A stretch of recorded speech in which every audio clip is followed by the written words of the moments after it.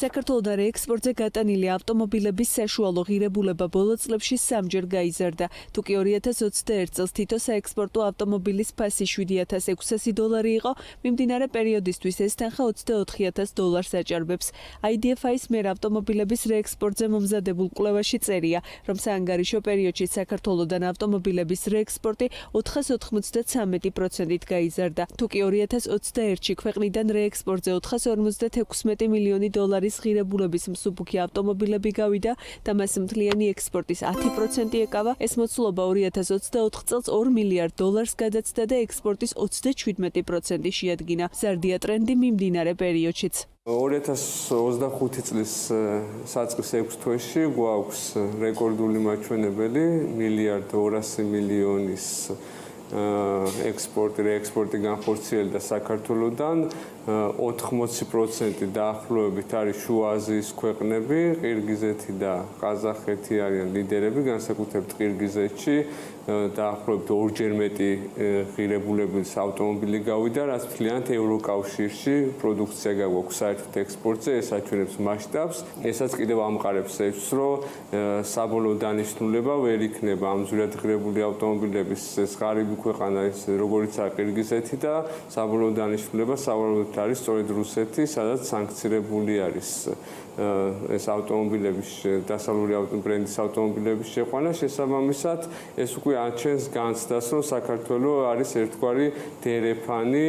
სექსტატის მონაცემებზე დაყრდნობით IDFI წერს, რომ 2025 წლის პირველ 4 თვეში ავტომობილების რეექსპორტი ჯამში 2464 სუბიექტმა განახორციელა, საიდანაც 90%-ზე მეც ინდივიდუალური მეწარმეები წარმოადგენდნენ. თუ დავაკვირდებით ზოგადად პოლიტიკა როგორ მკაცდება ბოლო პერიოდში იგივე სანქციების მიმართულებით რუსეთის მიმართ, არის იმის მოლოდინი, რომ სწორედ ეს ყურის მოყვრების პოლიტიკა უკვე გადავა რეალურ ქმედებებზე და არ გამოურიცხავ, რომ იგივე შუა აზიის ქვეყნები, საიდანაც ხდება ამ საბოლოოდ ამ ავტომობილების შეყვანა რუსეთში, გარკვეული სანქციების ქვეშ მოექცნენ.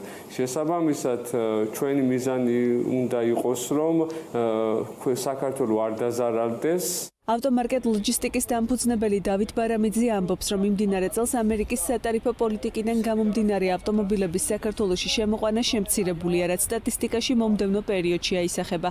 დავით ბარამიძე ამბობს, რომ ბოლო თვეებში ამ მიზეზით ფასი 10%-ით გაიზარდა. რაც შეეხება ბოლო წლებში რეექსპორტის ტენდენციებს, მისი შეფასებით 3-ჯერ გაზრდილი ღირებულების მიზეზი რამდენიმეა. იაფასიან მანქანაზე ადგილობრივ დილერებს სიტყვაზე თუ სხვა დილერებს მარჟა აქვთ ნაკლები, როდესაც ყიდულობ მაგალითად და გიჯდება $5,000-6,000 მანქანა, იქ მარჟა არის ნაკლები, ხანდახან წაგებაშიც მიდიან.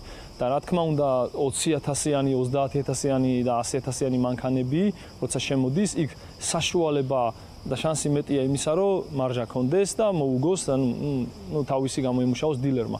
ამიტომ ეს იაფასიანი მანქანები, რაც ადრე მოდიოდა, ესენი შემცირდა და უფრო გადაწყობა ხდება შედარებით წლოვანებით ახალზე. ავტოინდუსტრიის ბაზარზე არსებული ვითარების შეფასებისას საქართველოს ავტოიმპორტიორთა და ავტომფლობელთა ასოციაციის ხელმძღვანელი ალექსი ნონიაძე ამბობს, რომ რიცხვებში გამოხატული ბაზარი მზარდია, თუმცა წილი უცხოელი დილერების ხარჯზე იზრდება. ნონიაძე ამბობს, რომ პრობლემა მასშტაბურია და შესაბამისი უწყებების მხრიდან რიგ გადაწყვეტებს საჭიროებს. ესეთი მაჩვენებელი, როგორც არის 60,000 ერთეულით პროფიციტული ბაზარი, რომელიც 2023 წელს შეიქმნა.